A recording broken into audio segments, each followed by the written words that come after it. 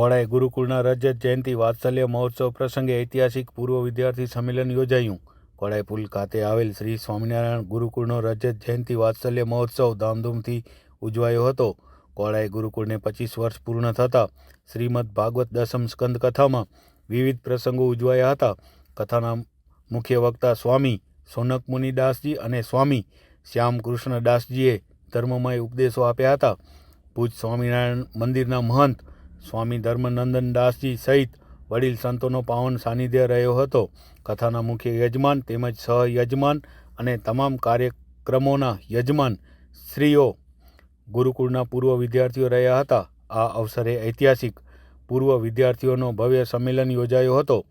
અમદાવાદના પ્રવક્તા અને લાઈફ કોચ આનંદ સાગર તન્નાએ વિદ્યાર્થી કાળના ઉતાર ચઢાવ તેમજ જીવનના મર્મ અને સફળતા અસફળતા વિશે વિદ્યાર્થીઓને પૂરક સમજ આપી વિવિધ અનુભવોમાંથી કંઈક ને કંઈક શીખી જીવન ઘડતરમાં મૂલ્યોનું સંવર્ધન કરવા માટેની અપીલ કરી હતી. કોળાઈ ગુરુકુળ ખાતે સંસ્કાર સાથે શિક્ષણના થતા સિંચનને અદ્વિતીય ગણાવી કોળાઈ ગુરુકુળના સંચાલક શાસ્ત્રી સ્વામી કૃષ્ણજીવન દાસજીની કોઠાસૂઝ અને સમર્પણ ભાવને તેમણે બિરદાવ્યું હતું. શાસ્ત્રી સ્વામી કૃષ્ણજીવન દાસજીએ કોળાઈ ગુરુકુળ ખાતે ગત 25 વર્ષોમાં અનેક ક્ષેત્રે વિદ્યાર્થીઓએ આગળ આવી માંડવી તેમજ કચ્છનું નામ રોશન કર્યું છે. જેમાં દેશ વિદેશમાં બિઝનેસ ક્ષેત્રે તેમજ CA, ડૉક્ટર, આર્મી, એન્જિનિયર, તલાટી, પોલીસ, અધ્યાપક બની કોળાઈ ગુરુકુળનું નામ રોશન કર્યું છે. તેમણે કોળાઈ ગુરુકુળ ખાતે રજત જયંતિ મહોત્સવે યોજાયેલા ભૂતપૂર્વ વિદ્યાર્થીઓના સંમેલનને કચ્છ પર માટે ઐતિહાસિક અને પ્રથમ સ્થાનનું ગણાવ્યું હતું. શાસ્ત્રી સ્વામી દેવકૃષ્ણ દાસજીના હસ્તે ભૂતપૂર્વ વિદ્યાર્થીઓનો વિશેષ સન્માન કરાયો હતો. કોળાઈ ગુરુકુળ ખાતે સેવા આપનારા કાંતિલાલભાઈ મોતા, મહેન્દ્રભાઈ પિત્રોડા, જેમીનભાઈ પંચાલ, નીતાબેન વેકરિયાનો વિશેષ સન્માન ગુરુકુળ દ્વારા કરાયું હતું. મંચસ્થ શાસ્ત્રી સ્વામી દેવકરણ દાસજી સ્વામી, સ્વામી પ્રભુ જીવન દાસજી સ્વામી, સ્વામી કૃષ્ણ સ્વરૂપ દાસજી સ્વામી, સ્વામી કૃષ્ણ જીવન દાસજી સ્વામી, સ્વામી ચંદ્રપ્રકાશ દાસજી સ્વામી સહિત સંતોએ ઉપસ્થિત રહી આશીર્વચનો પાઠવ્યા હતા. સૌનો શાબ્દિક આવકાર આપતા કોલેજના HOD બીનુ પિલાઈએ ગુરુકુળ ખાતે આધુનિક કોમ્પ્યુટર લેબ, પુસ્તકાલય, NCC અને NSS, ધાર્મિક પરીક્ષા, રમતગમત ઉપરાંત વૃક્ષારોપણ અને ગૌશાળામાં જીવદયાની વિવિધ પ્રવૃત્તિઓ કરવામાં આવે છે અને વિદ્યાર્થીઓના જીવન ઘડતર સાથેનો શિક્ષણ અહીં આપવામાં આવતું હોવાનું તેમણે જણાવ્યું હતું. સમગ્ર આયોજન વ્યવસ્થા સ્વામી કપિલજીવન દાસજીના માર્ગદર્શન હેઠળ ગુરુકુળના ટ્રસ્ટીઓ, સ્ટાફ અને વિદ્યાર્થીઓએ સંભાળી હતી. આભાર વિધિ સ્વામી કૃષ્ણજીવન દાસજીએ કરી હતી. અદ્ભુત છેલ્લા 24 વર્ષથી શૈક્ષણિક ક્ષેત્ર સાથે જોડાયેલો છું અને ભારતના 17થી વધારે રાજ્યોમાં શૈક્ષણિક ક્ષેત્રે કાર્યો કરું છું. પણ ફરી પાછા મહારાજ પ્રદેશ ગુજરાતની અંદર આવી અને આ કોળાઈ ગુરુકુલમાં જે આયોજન થયું અને ખાસ કરીને જૂના ભૂતપૂર્વ વિદ્યાર્થીઓને બોલાવવાનું, એ ખાસ રીતે જોવા જાય ને તો પહેલી વારમાં તો આટલી સંખ્યા થાય જ નહીં. ફર્સ્ટ એલ્યુમિનાઈમાં મેં તો ઘણી સંસ્થામાં જોયું છે, વક્તા તરીકે હું ગયો છું, પણ આટલા બધી સંખ્યામાં લોકો આવવા એ ખરેખર કોળાઈ ગુરુકુલની એક પોતાનામાં સફળતા છે.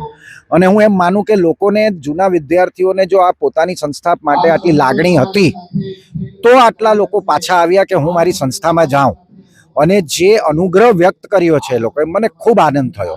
અહીંયાના મુખ્ય સંચાલક સ્વામી શ્રીજી કૃષ્ણજીવન દાસજી સાથે મારે જે ટૂંકી વાર્તાલાપ થયો, એ ટૂંકા વાર્તાલાપમાં મને એમ થયો કે ભલે આખી દુનિયામાં અમે જ્ઞાન આપવાનું કાર્ય કરીએ છીએ, પણ મને આ 10 મિનિટના ટૂંકા વાર્તાલાપમાં પણ જ્ઞાન પ્રાપ્તિ થઈ એવો અનુભવ થયો.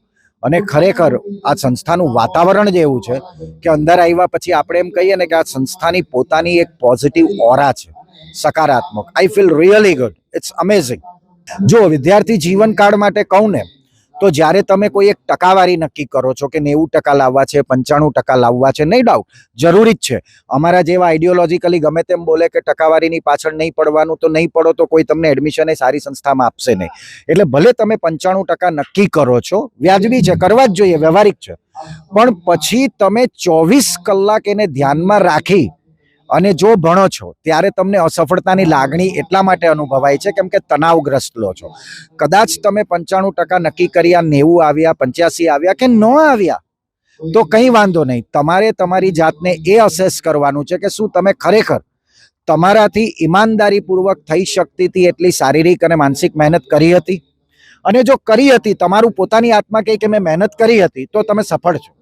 કેમ કે તમારે આ જીવન દરમિયાન તમારી શારીરિક અને માનસિક અનુશાસન સાથે જ લડવાનું છે. અને એ જો તમે કંટ્રોલ કરી શકો છો તો ટકા ભલે આજે નથી આવ્યા, ટકા કાલે 95 જરૂર આવશે. એટલે તમારે જે વિકાસ કરવાનો છે કે પોતાની અંદર વિકસિત કરવાનું છે ને, એ અનુશાસન વિકસિત કરવાનું છે. પોતાની ઉપર એવો વિશ્વાસ વિકસિત કરવાનો છે કે ભલે આ વખતે ન આવ્યા, કદાચ હું રહી ગયો થોડા 2, 4, 5, 10 ટકાવારીથી કે મારી ઈચ્છા મુજબ પરિણામ ન આવ્યું, પણ આવતી વખતે આ હું જ છું કે જે ટકા લાવીને બતાવીશ અને મારી અપેક્ષિત જગ્યાએ જઈને બતાવીશ. અને બીજી મહત્વની વાત કે તમે જ્યાં ઊભા રહેશો, જે પણ લાઈનમાં જશો, મેડિકલમાં નહીં મળે અને બીએસસી કરશો, પણ તમારામાં દમ હશે ને તો તમે એ લાઈનમાં પણ સફળ થશો. એટલે એવા મૂંઝવણના અનુભવશો, નકારાત્મકતા ન લાવશો. જય શ્રી સ્વામિનારાયણ. સર્વે દર્શક મિત્રોને મારું નામ સદગુણ સ્વરૂપદાસજી સ્વામી, શ્રી સ્વામિનારાયણ ગુરુકુળ કોડાયપુલના ભૂતપૂર્વ વિદ્યાર્થી છીએ. આજ ગુરુકુળની અંદર રહી અને 10 વર્ષ સુધીનો અભ્યાસ કરેલો છે.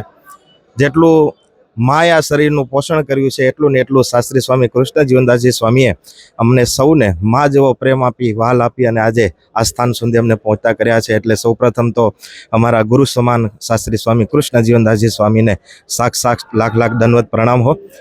આજે ભૂતપૂર્વ વિદ્યાર્થીઓનું સંમેલન હતું અને ખાસ કરીને કોડાય ગુરુકુળને જ્યારે 25 વર્ષ પૂર્ણ થઈ રહ્યા છે ત્યારે એ 25 વર્ષના દાયકાઓ વીત્યા અને એમાંય પણ કેટલા અનુભવો જ્યારે વિદ્યાર્થીઓને થયા છે, ત્યારે આજે હર્ષ અને આનંદનો દિવસ. કેમ કે પૂર્વની સ્મૃતિઓ યાદ કરી અને ઘણી વખત એવું થાય કે અમારી સાથે રમતા હસતા આજે સાધુ થઈ અને આજે સત્સંગને દેશ અને વિદેશની અંદર જ્યારે સત્સંગ કરવાનું થતું હોય ત્યારે એ વિદ્યાર્થી મિત્રો જોઈ અને અમને સાક્ષાત દંડવત પ્રણામ કરતા હોય છે. ત્યારે ગુરુકુળની પરંપરા તો એવું છે દર્શક મિત્રો, ઘણી વખત આપણે એવું થાય કે ગુરુકુળની અંદર શું થતું હશે, શું જોવા મળતું હશે, પણ હું અન્ય ગુરુકુળની વાત કરું એથી પહેલાં મારું આ ગુરુકુળ સ્વામિનારાયણ ગુરુકુળ કોડાયપુલ લાગણી અને એક તો ગર્વની લાગણી અનુભવી શકીએ કે 25 વિદ્યાર્થીઓ આજે આપણા રાષ્ટ્રની સુરક્ષાને માટે બોર્ડર ઉપર જવાનો થઈ અને દેશની સેવા કરી રહ્યા છે.